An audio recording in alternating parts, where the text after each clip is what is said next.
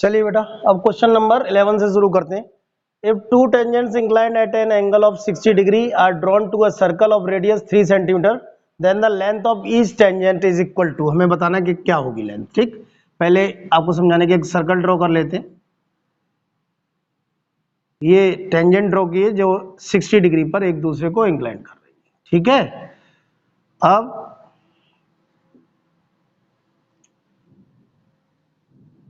ये सर्कल लिया तो इसकी रेडियस 3 सेंटीमीटर, यहां इसे ज्वाइन कर दो।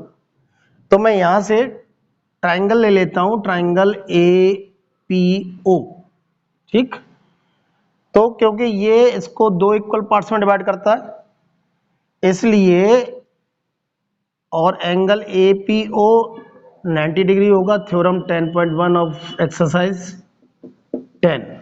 ठीक, तो देयरफॉर क्या कंडीशन होगी, यहां पर ये है परपेंडिकुलर, ये है बेस, तो क्या रेशियो लगेगा, रेशियो लगेगा tan theta equal OB over AP।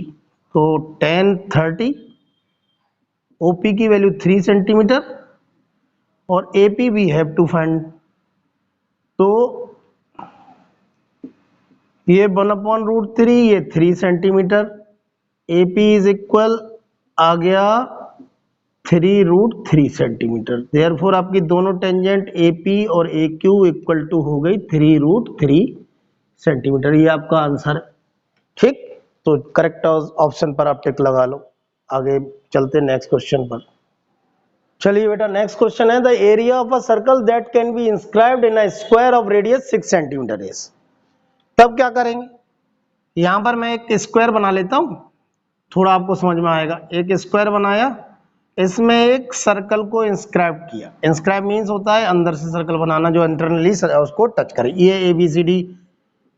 Okay, अब इसकी साइड 6 सेंटीमीटर है, अगर इसकी साइड 6 सेंटीमीटर है तो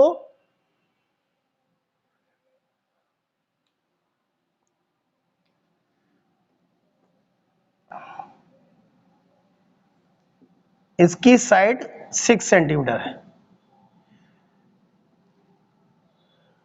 तो अगर हम इस सर्कल की बात करें तो इस सर्कल का डायमीटर क्या होगा, वही डायमीटर होगा जो इसकी साइड है, यानी कि 6 centimetre. Therefore diameter of circle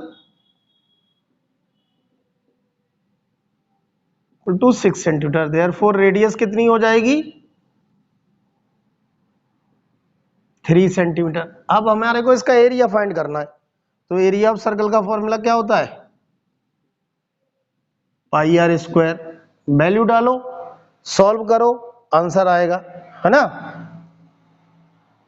तो ये 3² इंटू पाई, तो इक्वल टू कितना हो गया, 9 पाई सेंटीमीटर स्क्वायर। ये आपका आंसर है। जो ऑप्शन इसका सही है उस पर आप इसे टिक कर लो। ठीक, जैसे कि मैं देख पा रहा हूं ऑप्शन डी सही है। ठीक है,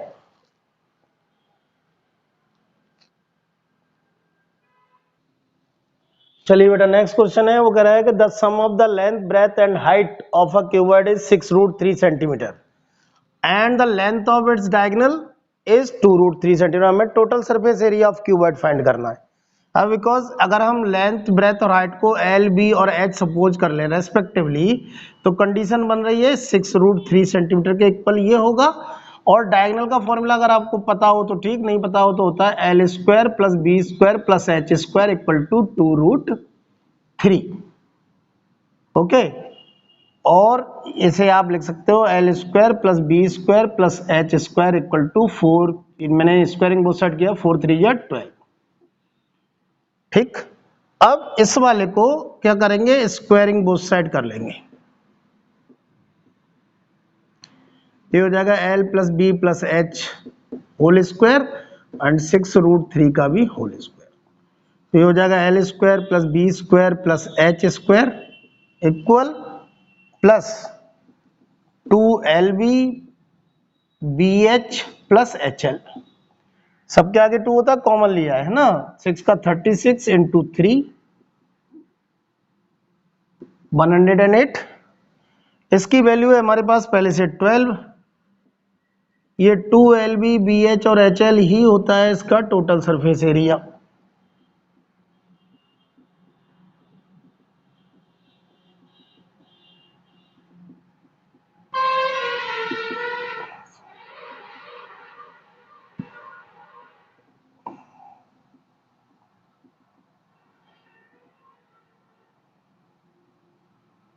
तो therefore total surface area of cuboid आ गया 96 सेंटीमीटर। ठीक, समझ गए? ओके, कौन सा ऑप्शन सही है? ऑप्शन सी सही। चलो नेक्स्ट क्वेश्चन करेंगे अब।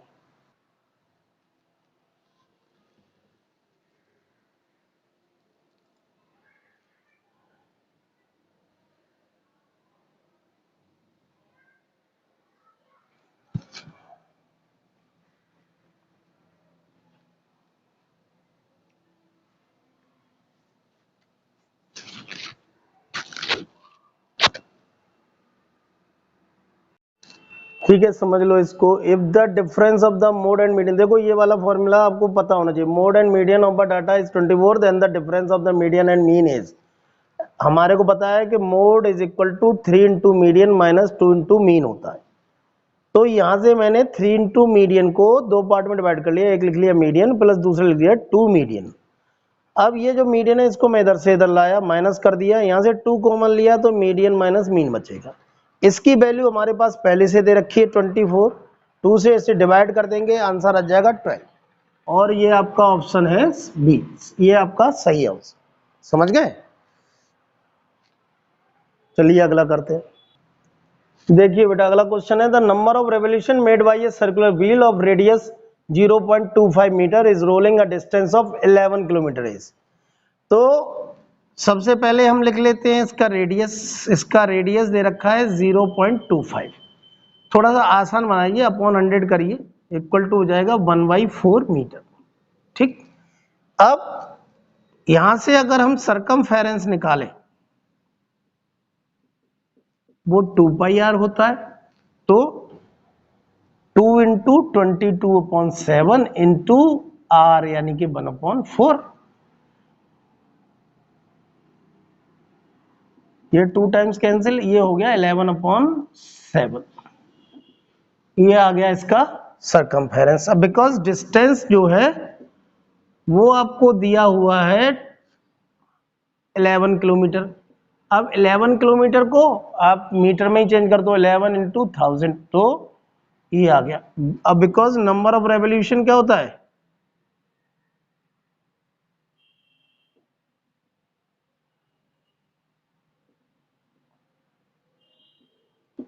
Distance upon circumference.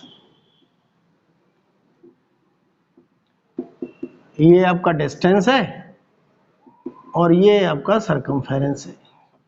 सॉल्व कर देंगे 7000 आ जाएगा इसका आंसर। तो इसका 7000 आंसर यानी कि डी ऑप्शन सही। समझ गए? अब अगला करते हैं। चलिए बेटा, अगला क्वेश्चन है for the following distribution the sum of the lower limits of the median and the modal classes. तो सबसे पहले हम मोड की बात करें तो मोड जो होता है, जो मोस्ट फ्रिक्वेंट होता है यानी कि F1, उसके सामने होता है ये। तो यहां पर मॉडल क्लास है,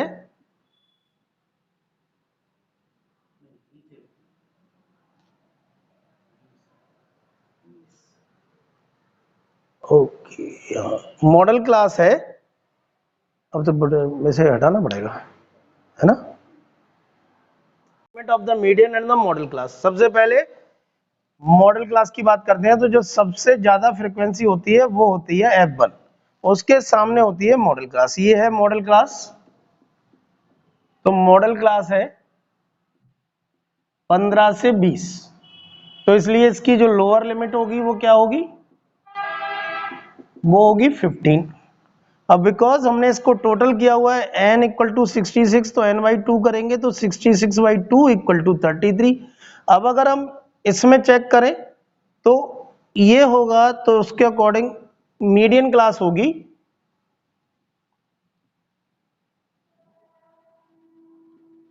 10 to 15।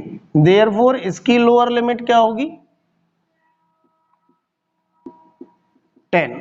तो इनका दोनों का सम अगर हम फाइंड करेंगे तो हो जाएगा 15 + 10 इज इक्वल टू 25। ये आपका आंसर है। चलिए बेटा, ये question number 17, 2 dice are rolled, what is the probability that 6 will come up at least once. तो देखो इसके लिए हम क्या करते हैं, 6 वाली जो जितने अपेयर होंगे वो हम लिख लेते हैं कंडीशन, 6 3 6 4 6 5 6 6। इसके अलावा क्या कौन कौन सी वाली और होती है, एक होती है 1 6, फिर 2 6, 3 6, 4 6, 5 6, 6 6। समझ पा रहे हो? तो यहां से लिखेंगे 1 6, 2 6, 3 6, 4 6, 5 6 और 6 6। तो टोटल कंडीशन कितनी हुई, 1 2 3 4 5 6, 1 2 3 4 5। तो बिकॉज टोटल इवेंट्स कितनी होती है 36 और फेवरेबल इवेंट्स यानी कि एन ई कितना है वो है 11, therefore probability of 6 will come up at least once is equal 11/36। ये इसका आंसर है। तो 11/36 जो आ रहा है वही सही है, यानी कि सी ऑप्शन सही। चलिए बेटा ये क्वेश्चन देख लीजिए, दिया हुआ है कि 5 tan beta equal to 4, then you have to find the value of 5 sin beta minus 2 cos beta upon 5 sin beta plus 2 cos beta. देखो इसको करने के लिए एक आसान तरीका अपनाएंगे, वैसे तो आप चाहें तो वैल्यू निकाल सकते हैं, तो ये हो जाएगा 4/5। तो अब बिकॉज हमारे को दिया हुआ 5 sin beta minus 2 cos beta upon 5 sin beta plus 2 cos beta, मैं इसको डिवाइड कर देता हूं cos beta in both numerator and denominator. ठीक, तो देखो ये हो जाएगा 5 sin beta upon cos beta minus 2 cos beta upon cos beta. इसी तरीके से ये हो जाएगा 5 sin beta upon cos beta plus 2 cos beta upon cos beta. जब हम सॉल्व कर देंगे sin अपॉन cos tan के इक्वल होता है, तो ये हो जाएगा 5 tan बीटा माइनस 2, क्योंकि cos बीटा से cos बीटा कैंसिल, ऐसे ही हो जाएगा 5 tan beta plus 2। Value replace करेंगे, tan बीटा की वैल्यू हमारे पास है पहले से 4/5 माइनस 2, ऐसे ही यहाँ पर 5 इंटू 4/5 प्लस 2, 5 कैंसिल हो गया, ये हो गया 4 माइनस 2, यहाँ पर भी 5 कैंसिल हो गया, ये हो गया 4 प्लस 2, तो यहाँ पर बचेगा 2, यहाँ होगा 6, तो आंसर आएगा 1/3। 1/3 जो है वही आपका सही आंसर है, मीन्स ए वाला ऑप्शन सही। देखिए बेटा अब ये दो क्वेश्चन है 19 और 20, ये असर्शन है रीजन बेस्ड है, तो इसमें दो स्टेटमेंट दे रखे हैं, एक असर्शन है एक रीजन है। तो सबसे पहला 19 वाला ले रहे, तो इसमें कह रहा है product of two number is 5780 and their LCF is 79 and their LCM is 340। उसका वो रीजन दे रहा है LCM is always a factor of LCM। अगर हम ध्यान से देखें तो ये स्टेटमेंट ट्रू है, कोई कंडीशन में कोई प्रॉब्लम नहीं है, और HCF हमेशा LCM का फैक्टर होता है, स्टेटमेंट ये भी ट्रू है। लेकिन ये इसका परफेक्ट रीजन नहीं है। क्यों नहीं है? क्योंकि यहां पर इसका परफेक्ट रीजन अगर हम लिखते हैं तो लिखते हैं HCF into LCM is equal to product of two numbers. तो इसलिए स्टेटमेंट दोनों सही है, लेकिन ऑप्शन जो है वो इसका ऑप्शन होगा बी। ऑप्शन बी क्या है? ऑप्शन बी है कि both the statements are true but second is not is the perfect explanation of first. तो इसका मतलब इसका आंसर है बी। समझ गए? चलो बेटा, तो ये मल्टीपल चॉइस का लास्ट क्वेश्चन है। यहां पर स्टेटमेंट है कि if the coordinates of the mid point of the side of AB and AC of triangle ABC are 3,5 and -3,-3, तो BC की वैल्यू 20। ठीक, अब इसको जरा हम थोड़ा सा सॉल्व करने की कोशिश करते हैं। यहां पर ये ट्रायंगल बनाया ABC और ये इसके मिड पॉइंट ले लिए D और E, और D और E के कोऑर्डिनेट्स दे रखे हैं 3,5 और -3, -3। देयरफॉर अगर हम DE फाइंड करना चाहें by using that distance formula, तो ये हो जाएगा 3 + 3 का होल स्क्वायर एंड 5 + 3 का होल स्क्वायर, तो इक्वल टू हो जाएगा 36 प्लस 8 का 64 √100 इज इक्वल टू 10 सेंटीमीटर। और because as we know that कि अगर ये मिड पॉइंट है तो ये जो DE है वो पैरेलल टू BC होगी और DE is equal to half of the BC होगी, देयरफॉर BC की वैल्यू हो जाएगी 2 × DE, और DE की वैल्यू हम पहले ही निकाल चुके, कितनी 10 × 2 इज इक्वल टू कितना 20। तो ये वाला इसका मतलब क्या हुआ, अब वो क्या कर the line joining the mid point of two side of triangle parallel to third side and equal to, देखो वही हमने किया कि लाइन पैरेलल भी है और equal to half of it के बराबर है। इसका मतलब क्या हुआ कि ये स्टेटमेंट भी सही है, ये स्टेटमेंट भी सही है, और ये इसका एग्जैक्ट एक्सप्लेनेशन है, यानी करेक्ट एक्सप्लेनेशन। तो देयरफॉर इसका ऑप्शन सही होगा A, both are correct, and second is the correct explanation of first. समझ गए?